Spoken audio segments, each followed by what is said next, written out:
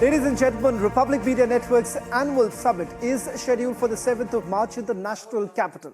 Honorable Prime Minister Narendra Modi will deliver the keynote address. His presence is the highlight of this year's event, which is on the theme Bharat, the next decade.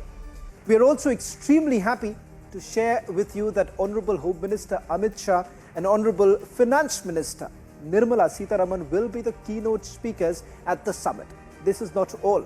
ISRO Chairman Dr. S. Somanath and Infosys founder Narayan Murthy are also to grace the event. Stand by for the Bharat's biggest news event as the countdown has now begun.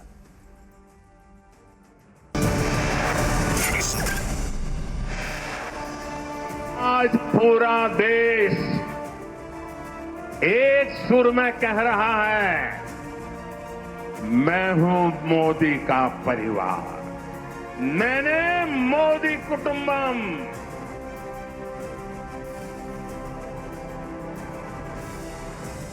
Prime Minister gives it back to Lalu after no family attack, says crores of Indians are his family.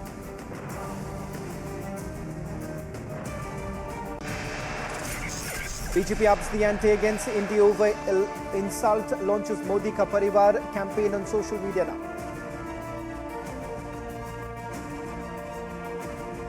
No immunity for MPs and MLAs for bribery. Top court overrules verdict in 1998 Narasimha Rao case. Prime Minister hails verdict. Fresh CCTV tape of explosion emerges. Hunt to nab the suspected bomber in Bengaluru blast case enters day 3. Under scanner for Liquorgate, Kejriwal skips a summons for an 8th time, calls the ED probe illegal. BJP hits back. Trinamool Congress veteran Tapush Roy resigns from the party, says Mamata didn't back him against ED action in PDS scam.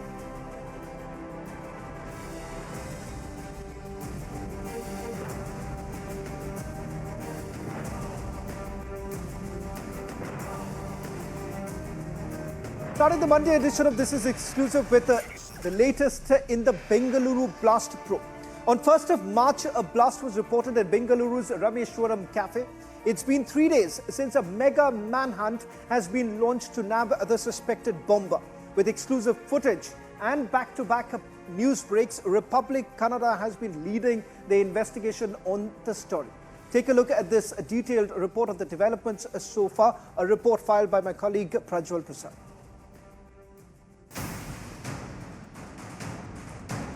March 1st, 2024, 11:32 a.m. The suspected bomber, wearing a cap with a bag in his back, alights from a bus next to the Rameswaram cafe in Bengaluru. At 11:32 a.m., the suspected bomber was seen fiddling with his backpack and putting an object inside it at the bus stop. At 11:33 a.m., the suspected bomber walks towards the cafe. At 11:34 a.m., the suspected bomber very confidently enters the cafe with a bag, a hat, mask, and goggles on his face. After 9 minutes, he exits the cafe. 7 minutes later, he starts walking away from the bus stop.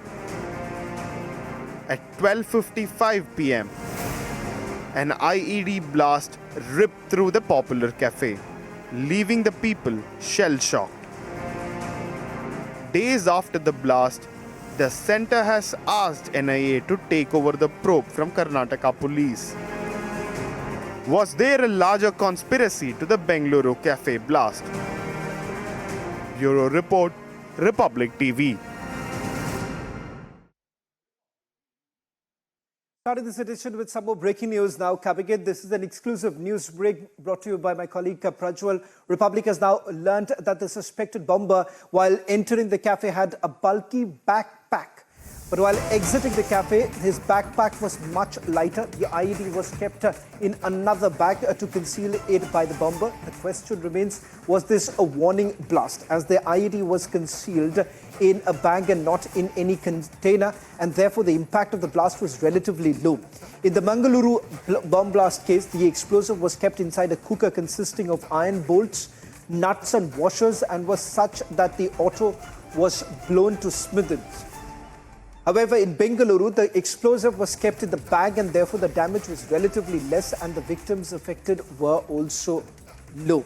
But having said that, questions that are now being raised is whether at all the Karnataka police, which was earlier handling this entire case, was able to track down the latest whereabouts of the accused, and whether at all he is linked to any particular terror group or not. Now that remains something unanswered at this point in time. Let me quickly go across to my colleague for a quick response on this, and then we also go across to another breaking news now coming in with regards to the latest investigation that has been carried out. Prajwal, just walk us through the details in terms of the fact that, as it turns out, that only nuts, bolts and washers were rather used as far as the IED composition is concerned.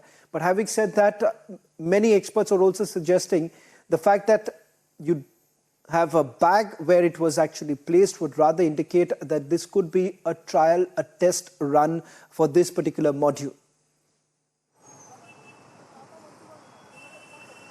Absolutely, Shawan, and I am reporting live from the blast site as well. And if you go ahead and look at it, this is that particular bus stop that we are going ahead and taking a look at on our screens as well. And this is from where the accused had alighted to. And once he alighted here, he was fiddling with his bag in this very same bus stop too. And to give you a better idea, this is from where, I'm just recreating the scene for you. This is from where, from the front portion of the bus, that he goes ahead, alights, fiddles with his bag as well. At 11:32, he moves in just 10 meters away. He's also going ahead and moving towards the entrance of this particular private cafe. He enters the cafe at 11:34. 11:34, he enters the cafe, moving towards my right, where I'm pointing my fingers right at. That is where the cash counter is. He takes the food coupon from there, moves towards the food counter too, and then moves to the posterior part of the cafe where there is a basin, where there is a wash basin as well. And that is where he has kept his this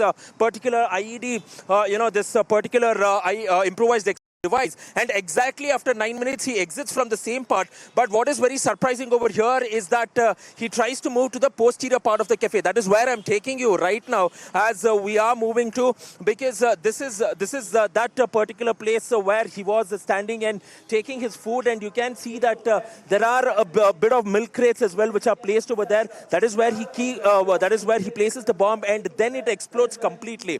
Now, what investigations are going ahead and showing over here is the fact that this particular bomb, which has been used, which is an improvised explosive device, and after investigation agencies are going ahead and looking into it, it is now being understood that it was not concealed in any sort of container. If it would have been concealed in any sort of container, it would have been a high density blast, and the explosion would have left more people injured, as well as the extent of damage would also have been so high that other people would also have been injured, because it is now being approximated that around 75 to 100 people were present inside the cafe, but only 9 to 10 people were injured. But if you compare this to the Bengaluru blast, where this IED was kept in, you see the sort of intensity of this particular cooker blast which took place.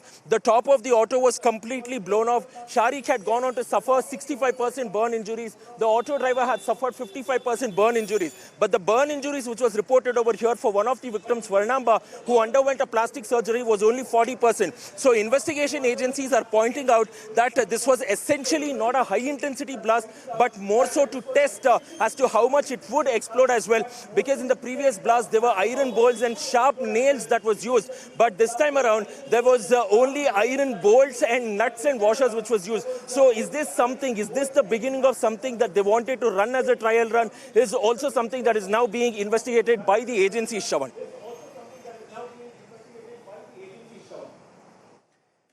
In yet another exclusive news break that we are now getting to you, Republic has learned that the ISIS modules of Karnataka are now under the scanner of the investigative agencies. ISIS Al-Hind module, Ballari module, Bangalore module, as well as Shivamoga module are currently active in the state and are under the radar. NIA, in fact, has already begun the trial of the suspects arrested in these modules and is also collecting information about those who were absconding. NIA, in fact, is probing if the description of those absconding resemble the suspected bomber.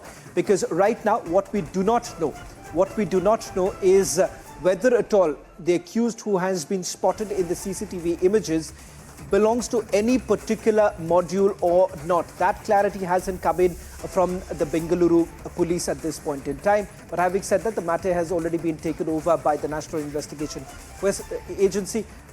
In 30 seconds, Prajwal, just walk us through the latest details you're picking up in terms of what is it that the National Investigation Agency is looking at.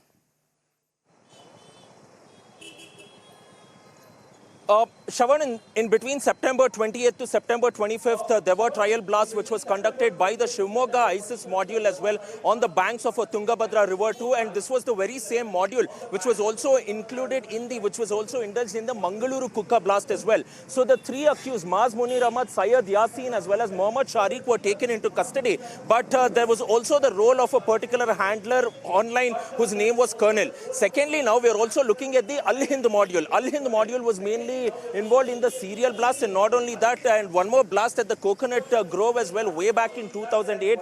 There was yet another module as well, the Ballari ISIS module, which the National Investigation Authorities did go ahead and crack in the month of December in 2023, where they have gone on to arrest 8 people. Out of the 8 people, 1 person was arrested from Delhi, 1 person was arrested from Jabalpur, 4 of them were arrested in Bengaluru and 2 of them were arrested from Ballari too. But Minaz alias Suleiman, who was the key conspirator in the Ballari ISIS module, stated that there was yet another person, there was one more person who was present in their module as well, and the cops suspect that this might be the missing person who was not arrested, and he might be the one who is calling himself the lone wolf who's gone ahead and carried out this suspected bombing at the Bengaluru cafe, Shravan. Let me also quickly take you through the third news break in which we are getting in more details of the investigation that has been carried out. The investigative agencies are tracking 15 to 24 numbers of absconding suspects connected to the previous cases. Now, the investigation agencies are tracking social media handles of those connected to these 4 numbers. Telegram, Wicker messaging platforms are also under the scanner, and the agencies are now probing communication and financial exchange via dark web.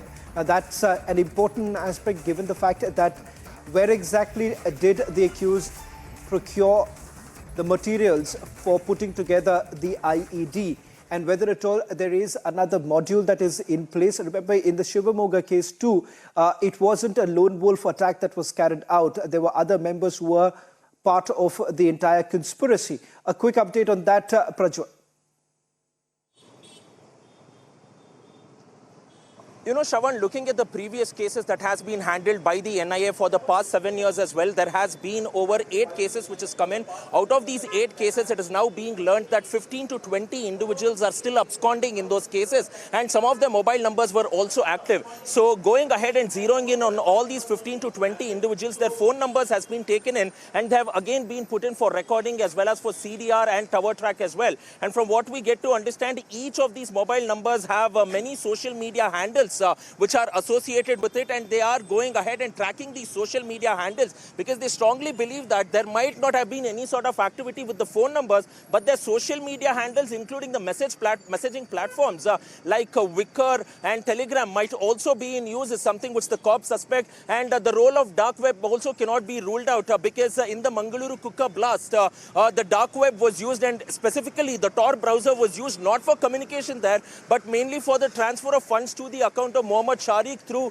cryptocurrency in the form of bitcoins. So this time around, they're looking at the communication angle as well, because so far the Central Crime Branch is still in the dark as to what was the sort of communication angle which was used to, because he might have been a lone wolf, but the sort of instructions which would come in is also something that is here under scanner too. And they strongly believe the role of another handler by the name of Colonel, who mainly operates in the Middle East, also a resident of Karnataka, but is still at large since 2017 and has been evading the cops. So he might be the one who's gone on to train this particular lone wolf to carry out this suspected bombing attack at this private cafe in Bengaluru, is what the cops are stating at this point of time, Shawan. Well, thank you very much for getting us the latest details, Prajwal, as we put together a comprehensive update as far as Bengaluru blast investigation is concerned. Shifting focus now to another exclusive that we are getting to you tonight. This is the big development in connection to the cash for queries scandal, where Delhi High Court has now dismissed the plea that was filed by former Trinamool Congress parliamentarian Mahua Moitro seeking restraint on Nishikant Dubey. Jaya Anant Dehadrai from making defamatory allegations. Now, in an exclusive, Republic has spoken to Jaya Anant Dehadrai, who has now said that it would be wrong to say anything because the main matter is still sub judice, further adding that he is committed to fighting corruption. Listen in to an exclusive interview with Jaya Anant Dehadrai.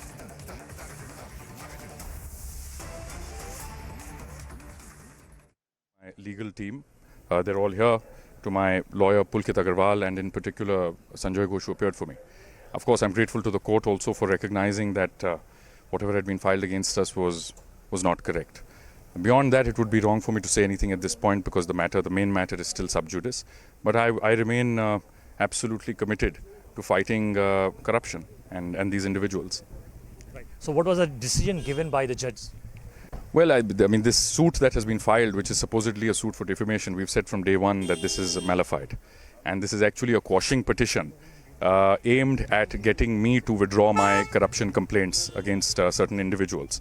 And I've said it before that there is an individual from Orissa, a very crooked, conniving, corrupt person who's from Orissa, who's behind this and who is very keen that these complaints that I have filed somehow or the other get dismissed, lest his own role also comes out in all of this. So I'm grateful that this is the order that the court has passed today. Well, I'm very grateful to my legal team. They're all here, to my lawyer Pulkit Agarwal and in particular Sanjay Ghosh, who appeared for me. Of course, I'm grateful to the court also for recognizing that whatever had been filed against us was not correct. Beyond that, it would be wrong for me to say anything at this point because the main matter is still sub judice. But I remain absolutely committed to fighting corruption and these individuals. Right. So what was the decision given by the judge? Well, I mean, this suit that has been filed, which is supposedly a suit for defamation, we've said from day one that this is malified. And this is actually a quashing petition aimed at getting me to withdraw my corruption complaints against certain individuals. And I've said it before that there is an individual from Orissa, a very crooked, conniving, corrupt person who's from Orissa, who's behind this and who is very keen that these complaints that I have filed somehow or the other get dismissed, lest his own role also comes out in all of this. So I'm grateful that this is the order that the court has passed today.